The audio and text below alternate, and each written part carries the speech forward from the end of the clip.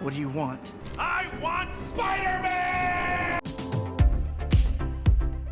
Hey, welcome back to ScreenCrush. I'm Ryan Airy, and I'm still recovering from watching a really long line of chairs for 5 hours the other day. Wow, I'm glad that's over. Now, that long line did introduce some pretty exciting cast names for Avengers Doomsday, but there were also some really glaring omissions. But the biggest one for me was Spider-Man. Peter, where are you? A little later, I'm going to talk to Colton, Ogburn, and Tommy Bechtold to get their thoughts on this, but first let me lay out some background for you. Spider-Man No Way Home was one of the first films of the multiverse saga, and that multiversal plot really laid the groundwork for the saga and our journey to Avengers Doomsday and Secret Wars. So you would think that Marvel's most popular character would be in the first freaking Avengers movie of the saga, and actually the first Avengers movie since Endgame. We waited so long for Spider-Man to be in these movies, and we finally got him in Infinity War and Endgame. And I think we were all expecting Spidey to take a lead in Avengers 5, formerly Kang Dynasty and now Doomsday. But our boy Tom Holland's name was not included in this casting lineup, and I want to explain why he's being left out. Or is he? Just tell us what you know, please. We've got a video up on the channel right now where Colton breaks down the other 25 cast members he thinks have yet to be announced, which includes Spider-Man. And there are also reports that Tom Holland's contract simply hasn't been finalized yet, which makes sense considering there's an extra layer of legal with Sony's ownership of the character. And before we get too deep, I want to remind you guys you can listen to ScreenCrush on all of your favorite podcast platforms, and we have some great new Marvel parody merch for sale at our merch store right now, ScreenCrushmerch.com. We've got the brand new The Thing, as you know, John Carpenter's The Thing, Fraser Beast, Gambit's Woo, I'm about to make a name for myself, the America's Ass commemorative stamp, I Hate You 3000, and our whole line of Daredevil products. Links for those are below. Thank you for your support. Now look, Spider-Man being absent from this movie wouldn't be the first time a major character was left out of an Avengers film. For instance, neither Ant-Man nor Hawkeye were in Infinity War, despite Hawkeye being an OG Avenger and Ant-Man being one of the franchise's newest installments. But why weren't they in Infinity War? Well, because there just wasn't room for them and they didn't fit into the story that Marvel wanted to tell for that particular film. But in the next Avengers movie, Endgame, Ant-Man and Hawkeye had leading roles. So maybe this is a sign that Spider-Man maybe won't be in Doomsday, but that he is going to have a big role to play in Secret Wars. And perhaps the lead up to that big role in Secret Wars will be explored in Spider-Man 4, a movie that comes out between Doomsday and Secret Wars. So there has been a lot of discourse about Spider-Man 4 and whether or not it would be a street-level movie that featured Spider-Man teaming up with Daredevil and taking on the Kingpin. God, I wish they were making that movie. Or if the movie would be another multiversal installment to the franchise and feature the return of Tobey Maguire and Andrew Garfield, because their stories have so much left to say apparently.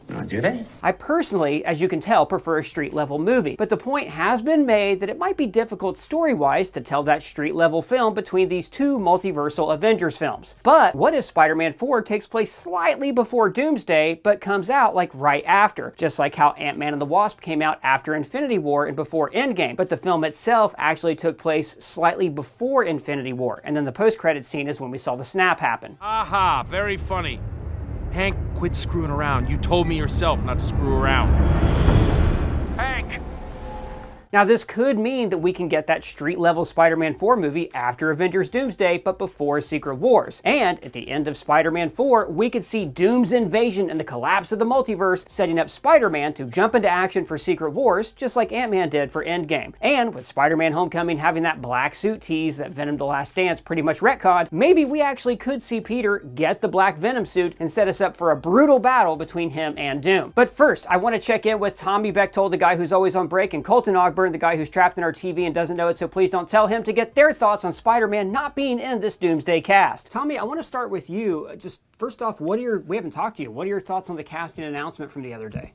Yeah, great to get back. Great to get to talk about it. I got to get back to work in a minute here, but I was very excited. Obviously, I am of the age that the X-Men Fox universe came out when I was in high school, and it was a huge event for me. And once those chairs started rolling, I mean, I assumed Beast was coming back after the Marvels, but I have to say, obviously, in a huge ensemble film like that, there's always going to be some names missed, but the names that were there, especially the Channing Tatum assance that was coming upon us, was very exciting for me as a day one Tatum tot.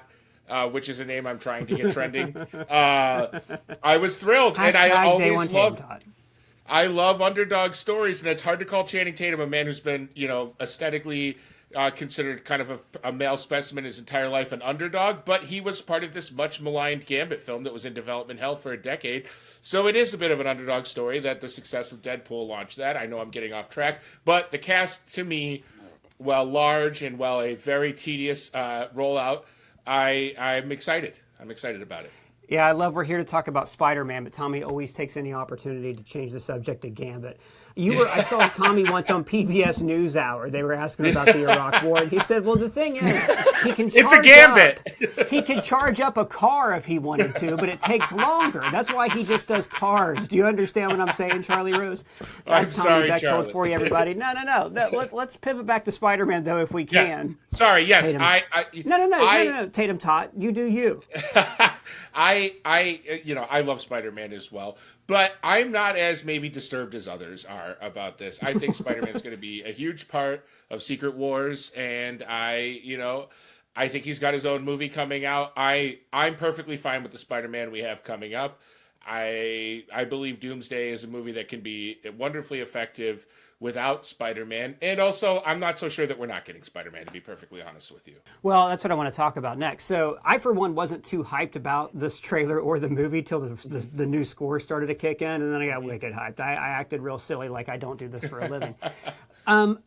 But the thing is, though, like we said earlier, they said, hey, that's not every, there's leaks, that say that's not every name. Some people are under negotiation. There's specifically a leak, I think it was from RPK, that says Tom Holland's still entering negotiations. Mm-hmm. But at this point, right, if he's not confirmed, if they get him, it seems like it would be a small part. Like maybe it would be like a square peg, round hole. And in a movie this busy, I personally don't think we want him if there's not a part for him. Unless they're swapping out somebody else. His part in Civil War, I guess, could have been someone else, but the Russos claimed they never had another person ready for it. Colton, what do you think? Is it good that we're not going to get him? Are you disappointed? What's up? No, I am disturbed by the lack of Spider-Man in this movie. I won't bury the lead. I do think that they are going to announce that he's in it.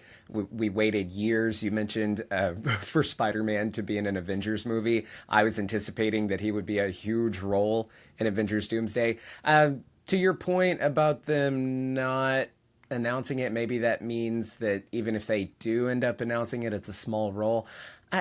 I don't know. Would you consider his role in Infinity War small? I guess compared to other characters. It was a pivotal role in Infinity War. I just think you could have swapped him out in Infinity War. Is my point. Yeah, I guess my point of it is I'm not a huge fan of the MCU Spider-Man. I don't think it's been handled super well. That's no shade to Tom Holland. I think he does great.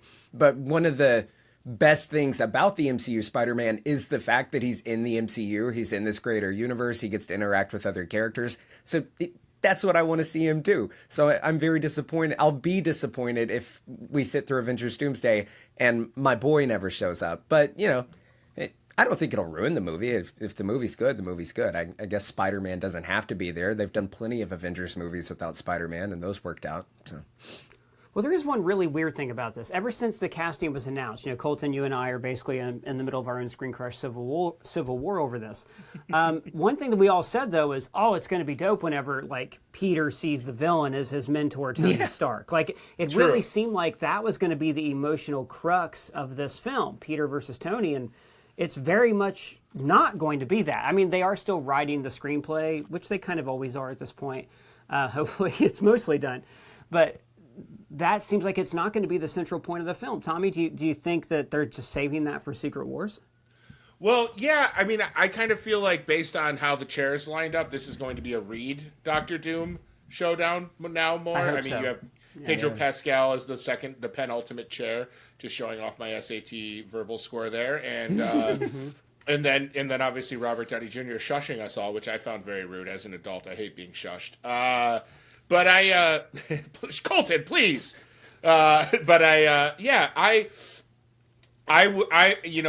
This shows my recency bias because I was all kind of excited about the cast. But you're right. We spent a few months on this channel in these talkbacks being like, man, that moment when Peter Parker sees Doctor Doom and realizes that it's Tony Stark is going to be heartbreaking. And now we might not get that.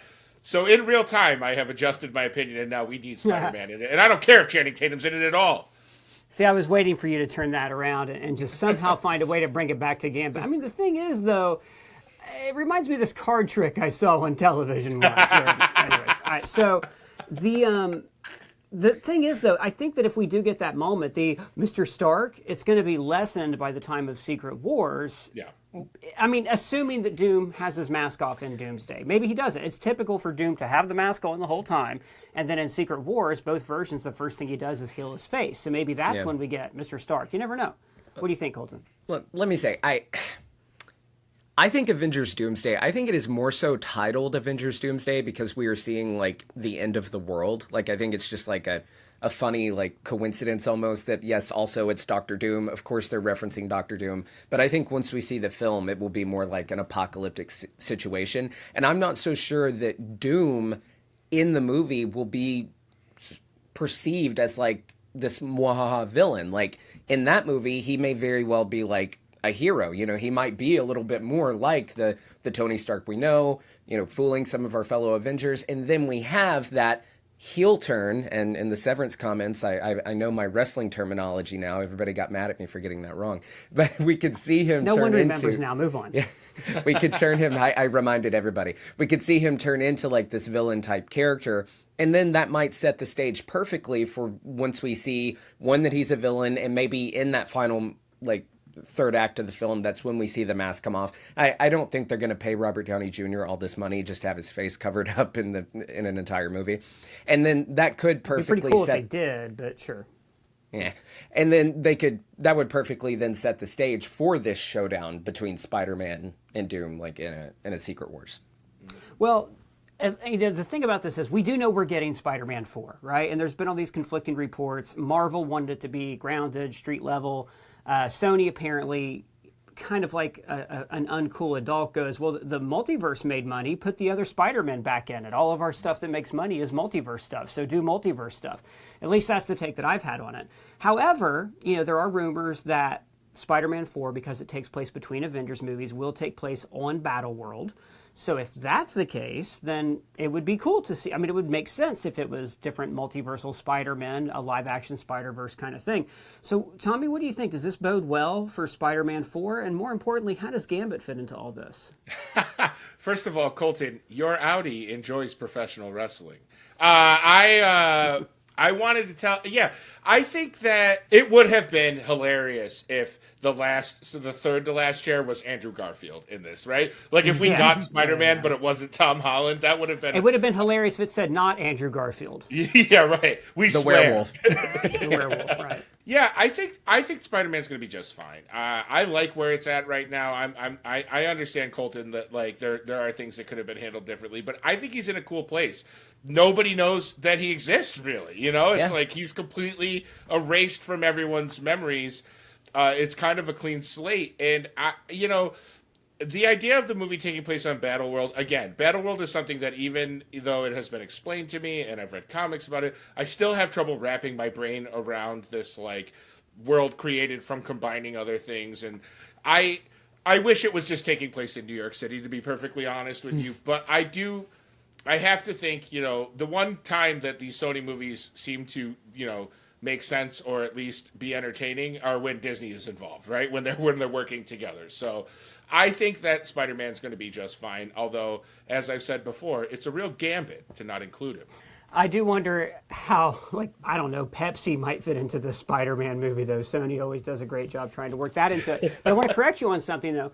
You said no one knows who Spider-Man is, which isn't true. They still know who Spider-Man is, because Kingpin references Spider-Man, but they don't know who Peter Parker is. Ryan, actually do.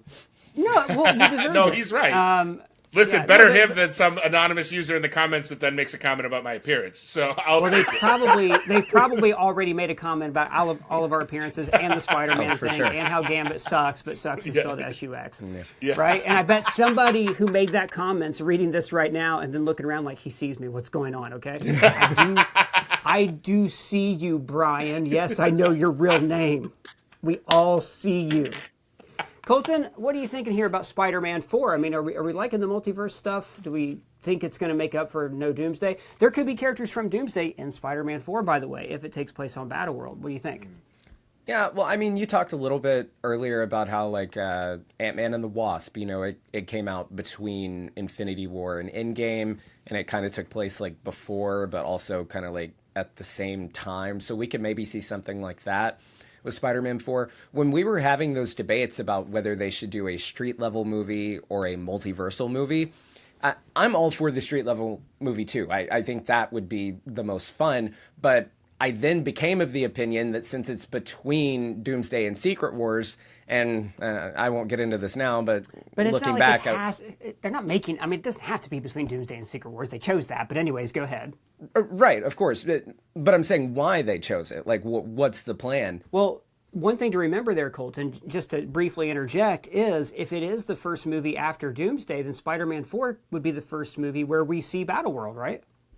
Yeah, theoretically. And I mean, I remember at the time when we were debating all this, I'm for them doing like a both and thing. I remember suggesting in one video that they do both, like do the street level movie and then like a year later put out Spider-Man 5 and have it be the multiverse movie. That'd be fun. Yeah. I'm thinking that it's probably going to be a little bit of both now, but in one movie. We're going to have the street level movie, and then maybe in the post credit scene or in the third act, it'd be kind of cool if they like intersected like what we see happen in Doomsday, like you were saying earlier, like if the invasion happens or the incursion begins and like the sky turns black or something, and we see Spider-Man see that happen. And then it's like, oh, so that's what Spider-Man was doing during Doomsday. Got it. I think that like that a classic could work. comic crossover. That'd be awesome. Yeah, that'd be fun. Tom, Peter Parker, like struggling to get people who he cares deeply about but have no idea who he is to safety in the face of the end of days or the apocalypse or some apocalyptic scenario is really interesting to me. Like the idea that is the first 2/3 of the movie or even most of the movie, and then it's like if it's taking place concurrently, I really like that idea. Well, and I will say it is kind of poetic, I guess, that if he's not involved, because after No Way Home, nobody knows who the hell he is. Yes, they know who Spider-Man is, but all of his personal relationships as Peter Parker, as the Avengers who know him, they don't know him anymore. So I guess they could try to recruit him, but if Peter is at a point where he's really just trying to do his own thing, maybe that's why he doesn't like throw his hat in the ring essentially to get super involved. I have a question. This is just a general comic book knowledge question. Would White Vision not remember who Peter Parker was? Or not know who Peter Parker was? Or would Vision be impervious? That goes back to the elevator question, right? Like, was he able to lift the hammer because he was worthy or because he's a machine?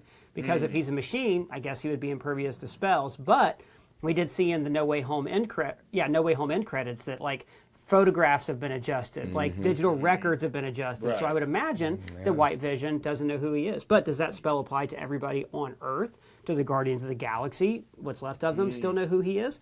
Who can really say? That's a great question. In just a little bit, I'm going to talk about the Venom suit and how I think it's going to figure into Spider-Man 2 and Secret Wars and stuff. But I do have a thought. Maybe the reason Peter Parker is not in Doomsday is because as incursions start to happen, he leaves his universe. This is actually what I would like to see the most, I think, in a multiversal movie, is not the Peters 2 and 3 coming to him, but him going to their universe. So imagine if in this film, we got to go back to Raimi universe, and that's where we meet Sadie Sink as Mayday Parker. Imagine if we got to go to the other Sonyverse, the Andrew Garfield one, and see what kind of like complete total mess of crap has been going on there in the past few years. Like how many different villains have been around. That would actually be kind of fun to check in on their universes and see how they've been doing. What do you guys think of that? The door is open for Giamatti's triumphant return is what I think of that. And that's all I need. Damn right. But there's other things that can be redeemed too. I mean, hell, Peter could get a Venom symbiote on him from Spider-Man 3. That universe. Yeah.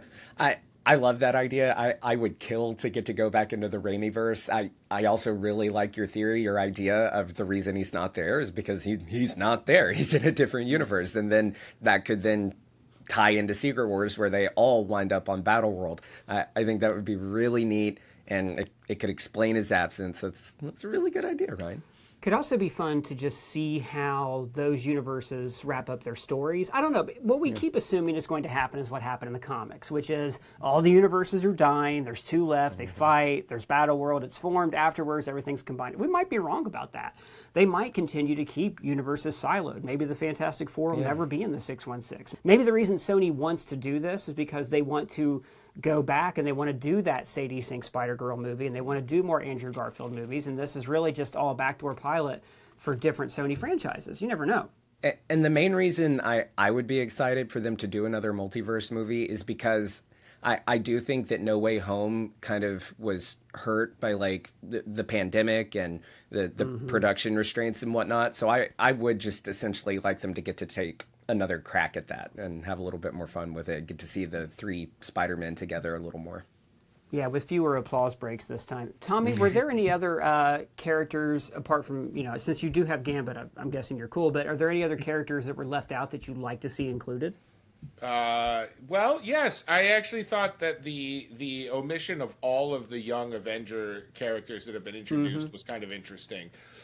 We have speculated on this very channel that they're perhaps one of those unannounced movies will be Young Avengers, and of course there's that IMDb page. I don't know, was that debunked or confirmed real of that Champions show? Well, the rumor is it's the Champion. I don't think it was debunked. I think that is what it's going to be, because the Champions in the comics, like more recent comics, are those Marvel and other characters. Yeah, I didn't know. Sounds better than Young Avengers. All I saw was an image, so I'm like, well, that could have just been made by anybody. But I thought those characters were all conspicuous by their absence. But to me, the one that, because it was announced at the end of the film, that was so strange was no Chris Pratt. Because at the end of Guardians 3, it says Star-Lord will return. And, to me, it was like, well, wouldn't it make sense if there's a big crisis on Earth and Peter Quill now lives on Earth, that he would be a part of it? But, again, that, with his schedule and how much that he enjoys he's in a TV working, show now, so he could be one of those people that they're negotiating with, and we'll have just a smaller contribution. We didn't do anything about the leaked concept art when it came out, because we're not going to show it on the channel. And concept art, like Rocket Raccoon was in the Loki concept art. You never really can tell from, but you can tell there's ideas they're throwing around. And one of those pieces did have Chris Pratt sitting on the couch with White Vision, I think like playing video games. So he might figure into Vision Quest somehow. He might figure into the Champions show. I do think he'll be back. I think basically they had to leave room in this movie for the X-Men. And once the herd is thinned, so to speak, we're going to bring in all the other MCU characters, She-Hulk, other Hulks, etc. That's my guess. Yeah, no Hulks as well. Sorry if I stole that from you, Colton. Yeah, Colton, do you have any? You talked about this the other day in a video, but who is most glaring for you? Apart from Spider-Man. Well, one of the most glaring is Doctor Strange.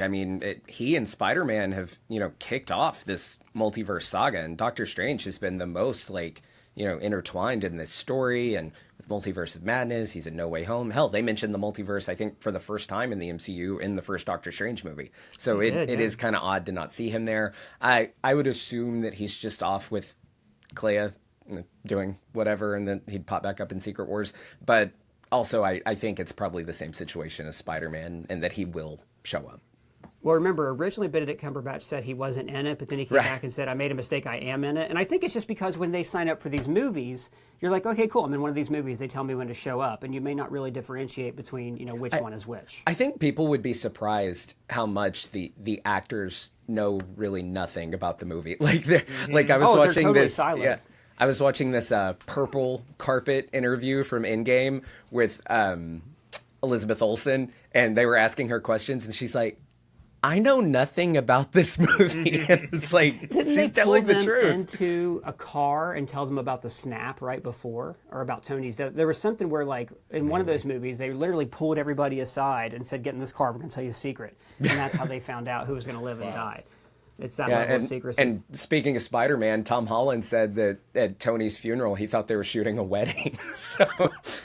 I worked on a show once where we were doing a funeral, and the person that died was a main character in a TV show, and it was all fake pictures of a completely different person at the funeral. Wow. And I only found out whose coffin I was carrying after the episode aired. Oh my God, makes sense though. They should do that kind of thing because of these days. Yeah. I've been thinking about the one glaring omission for me would probably be Taylor Kitsch's Gambit. I think that there were other places they could take that character. It's just not in the cards, mon cher. All right, so I've been talking here with Gambit superfan, a guy who's always on break, Tommy Bechtold. Oh, I got to get back to work. And, of course, Colton Ogburn, who is trapped in our television and doesn't know it, so please don't tell him. I do want to talk to you guys, though, about Spider-Man's black costume and how I think it can figure into this story and set up for, a really amazing Spider-Man 5 in the future. Thanks, guys. So, a little earlier, I mentioned the idea of Peter getting the black suit, which was, of course, teased in No Way Home. And it would be perfect if he had the black suit for Secret Wars, because he first first got the black alien suit during the original Secret Wars comics. Now we know the black suit affects Peter's demeanor, his attitude, and his emotional state. Peter did a lot of growing up in No Way Home. Now he's mature and he's out from under Tony's wing. But it would be only natural for him to feel a connection to Doom, who will likely be a variant of his former mentor. So I'm wondering if the black suit will make Peter more susceptible to joining Doom, giving us a darker Spider-Man that is more rage-filled and receptive to Doom's idea of destroying a universe to save his own. Or could we see the black suit be what makes Peter turn against his old mentor and give us the smackdown of the century between Black Suit Spider-Man and Dr. Doom? Well guys, that's just our thoughts, but are you okay with Spider-Man not being in Doomsday, or would you rather see him get benched until Secret Wars? Let me know your thoughts down in the comments below, or you can @ me on Twitter, Blue Sky, or Threads, or on our free-to-join Discord server. And if it's your first time here, please subscribe and smash that bell for alerts. For ScreenCrush, I'm Ryan Airy.